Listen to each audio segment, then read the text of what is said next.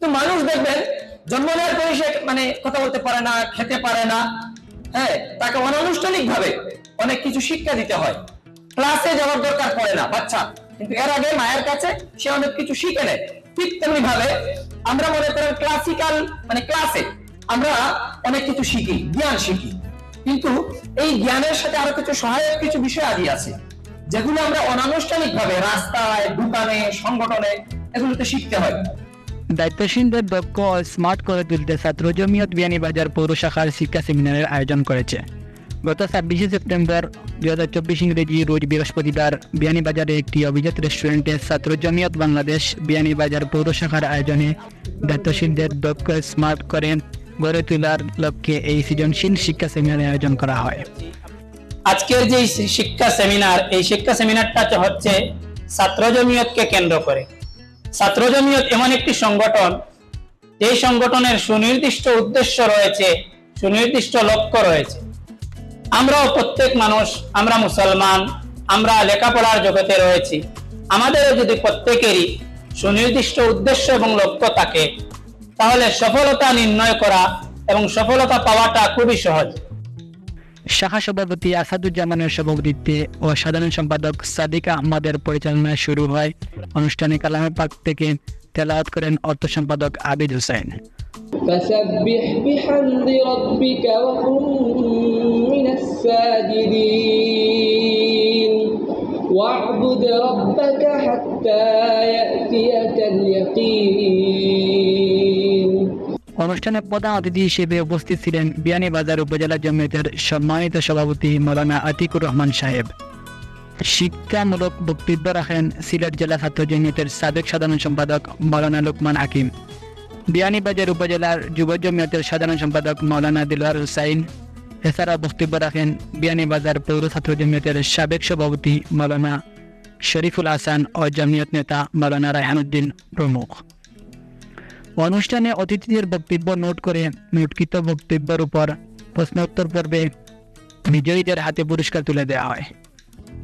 যিনি উত্তর দিতে পারবেন তিনি হাত উঠাবেন, আর হাত উঠিয়ে আপনার কাছে মাইক্রোফোন যাবে, আপনি উত্তর দিয়ে দেবেন। হ্যাঁ, প্রথম প্রশ্ন শোনার জন্য প্রস্তুত? কোরআনে কারীমের মধ্যে কোন সাহাবীর নাম এসেছে? আপনি বলেন। যায়েদ ইবনে হারেসা রাদিয়াল্লাহু আনহু। হ্যাঁ, আপনার উত্তর সঠিক হয়েছে, আপনাকে ধন্যবাদ। আজকের আয়োজনটা আপনার কাছে কেমন লেগেছে আপনারা 2 লাইনে বলবেন, এবং এটা আমাদের নির্ধারিত দায়িত্বশীলদের কাছে আপনারা জমা দিবেন প্লিজ। এছাড়াও আমাদের যে সমস্ত নতুন ভাইরা এসেছেন, জেনারেল ভাই যারা এসেছেন, আমরা আনুষ্ঠানিকভাবে তাদেরকে ফুলের শুভেচ্ছা জানাবো। নাকি কার্ড এবং ফুলের মাধ্যমে আমরা বরণ করে নিচ্ছি পৌর ছাত্র জমিয়ত।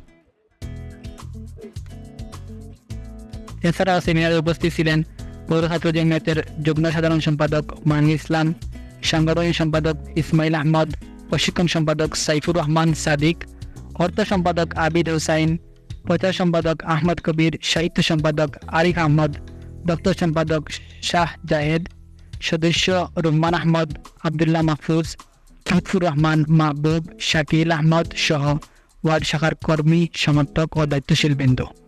তাহলে বুঝা গেল সর্বক্ষেত্রে ইসলামী রাজনীতি আমাদের জন্য প্রয়োজন। এখন আপনাদের প্রশ্ন থাকতে পারে, তাহলে জমিয়ত আমরা কেন করবো?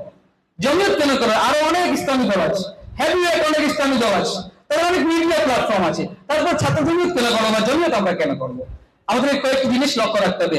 নাম্বার 1, বিশুদ্ধ আকীদা। যে সংগঠনে বিশুদ্ধ আকীদা আছে, আকীদার কথা বললে মনে করবেন সমালোচিত বিষয়, এটা হলো নেগেটিভ বিষয়। আসলে না, আপনি যদি জান্নাতি মুসলমান হতে চান, আপনার আকীদা পরিশুদ্ধ হওয়া আবশ্যক, ফরজ। আপনার আকীদা যদি পরিশুদ্ধ না থাকে, আপনি যত ইবাদত করেন, আপনি জান্নাতি মুসলমান হতে পারবেন না।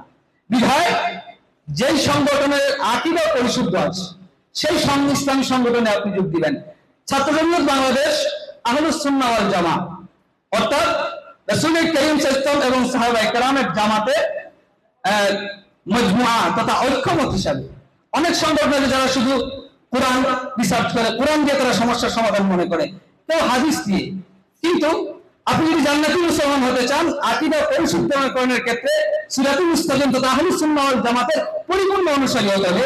আর ছাত্র জমিয়ত বাংলাদেশের সিনিয়র সংগঠন জমিয়তুল ইসলামে যারা আছেন সবাই আহলুস সুন্নাহ ওয়াল জামাত তার সঠিক আকীদার অন্তর্ভুক্ত মানুষ। Abdul Alim Rasel, pulse TV.